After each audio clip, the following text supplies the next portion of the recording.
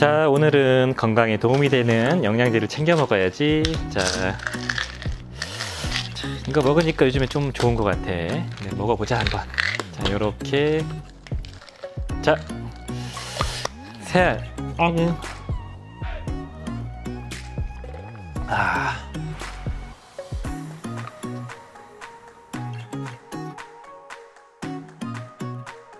영양제를 먹고 났더니 배가 좀 묵직한 것 같기도 하고, 머리가 좀 띵하기도 하고, 약간 눈이 멍한 것 같기도 하고, 두통이 생기는 것 같기도 하고, 어지러운 것 같은데, 왜 그러지? 요즘에 들어서 자꾸 영양제만 먹으면 이게 힘이 빠지고 어지럽고 두통이 생기는데, 이유는 뭐지? 영양제 때문인가? 아니면 영양제가 안 맞아서 그러는 걸까? 계속 먹어도 되나? 헷갈리네. 고약사님이 알려주시죠. 안녕하십니까, 약들약의 고약사입니다. 영양제를 복용하면 어지럽고 혹은 두통이 생기고 힘이 빠지고 이런 증상이 있는 분들이 있어요. 그리고 손발이 막 저리고 손발이 막 차고 이런 분들이 계시는데, 이런 분들에게 왜 이런 증상이 생기나, 거기에 대해서 한번 말씀을 드리고자 영상을 제작하고 있습니다. 짧은 영상이 될 것 같습니다. 화이팅 한번 외치고 갈게요. 화이팅! 영양제를 복용하시고 이런 증상이 있었는데 괜찮은 건 줄 알고 계속 드시는 분이 의외로 많으시고, 영양제 부작용 중에서 가장 흔한 부작용이 위장 트러블이죠. 가장 흔한 증상이 위가, 명치가 답답하고 명치가 아프고 막힌 느낌이 들고, 그리고 명치 쪽이 밥만 먹으면 딱 소화가 안 되고 묵직해지고, 또 심해지면은 메스껍고 속쓰림과 복통이 생기고, 또 심해지면 역류성 식도염이나 설사 같은 게 생기겠죠. 이런 것들이 영양제 부작용 중에서 가장 흔한 부작용입니다. 영양제만 복용하면 어지럽고 두통이 생기고 힘이 빠지는 이유를 한번 보자면, 우리가 영양제 알약을 딱 복용을 한다고 쳐볼게요. 입으로 딱 복용을 하면 쭉 타고 식도를 타고 내려와서 위로 들어가겠죠. 여기에서 이제 1차적으로 녹을 겁니다. 위에가 버무러져 가지고 적당히 녹은 상태로 해서 12지장 거쳐 가지고 소장으로 내려가서 대장까지 흡수가 될 건데, 이 과정에서 이제 위장장애가 생기겠죠. 일단은 우리 몸에서 하나로 집중되어 있는 영양소가 들어오면 부담이 될 거예요. 오메가3 같은 기름 성분이 딱 들어와 가지고 위에 자극을 주거나, 미네랄 같은 게 들어와서 이온화돼서 위벽에 자극을 주거나, 어찌됐든 간에 좀 농축되어 있는 게 들어오니까 위에서 상당히 부담을 느낄 겁니다. 여기까지는 이제 당연히 이해가 되실 거고요.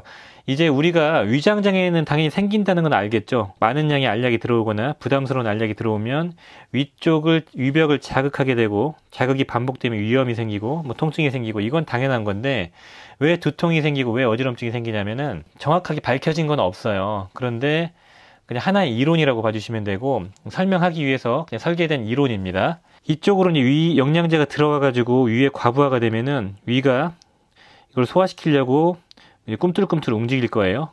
쥐었다 폈다 움직일 건데 이렇게 버무러질 겁니다. 일단 위에서 소화불량, 이상신호가 생기면 위기능을 재생시키기 위해서 몸에 있는 피들이 이쪽으로 다 몰리게 된다고 하더라고요. 위장이 움직이고 소화액을 분비시키는 이 과정이 상당히 많은 양의 에너지를 사용하는데, 이 위장이 문제가 생겼다 싶으면은 피들이 몰려와서 이쪽 혈류량이 막 증가가 되면서 위기능을 개선시키기 위해서 피들이 몰려듭니다. 그 다음에 소장까지도 막 몰려들겠죠. 피가 몰리면 일시적인 허혈 상태가 되는 거죠. 우리 몸에 정상적으로 이렇게 흐르고 있는 이 피들이 이쪽으로 회복시키기 위해서 많이 몰리게 되면 상대적으로 우리 머릿속에 있는 피의 양도 상대적으로 일시적으로 부족할 수 있구나, 이렇게 이해할 수 있고요.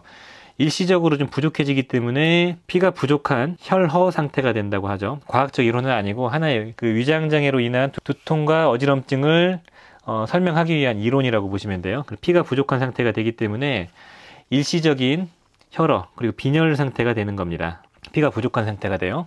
피가 부족해지면 흔한 빈혈 증상이 생기죠. 빈혈 중에 가장 흔한 증상이 위장장애, 두통, 피가 부족해지니까 어지러움이 생기고요.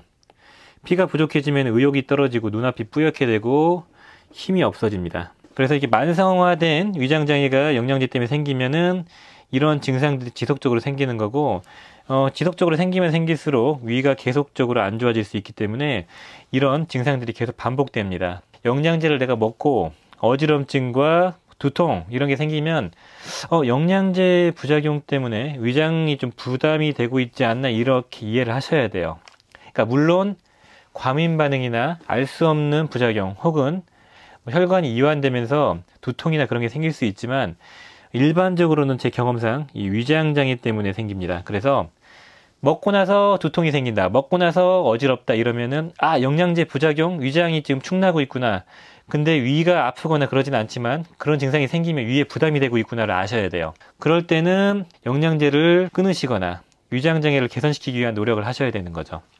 위장장애를 개선시키기 위한 노력은 잘 아시겠지만 식사 도중에 드시거나 혹은 영양제를 함량이 낮거나 아니면은 위장장애가 좀 덜한 품질이 좋은 걸로 바꾸시거나 아니면은 최대한 나눠 먹거나 이런 식의 어떤 위장장애를 개선시키기 위한 노력을 하셔야 되고, 그래도 계속 반복되면은 뭐 소화 효소 같은 걸 먹어보기도 하고, 그래도 안 되면은 뭐 끊으셔야죠. 뭐 이런 식으로 접근을 하셔야지 계속 먹다 보면 위가 축나고 몸이 축납니다. 그러니까 영양제 먹고 어지럽고 힘 빠지고 집중력 떨어지고 눈앞이 하얘지고 두통이 생기고 소화가 안 되고, 이게 반복되면 위장장애 증세이고 위가 부담되고 있고 장이 부담되고 있구나를 꼭 아셔야 됩니다.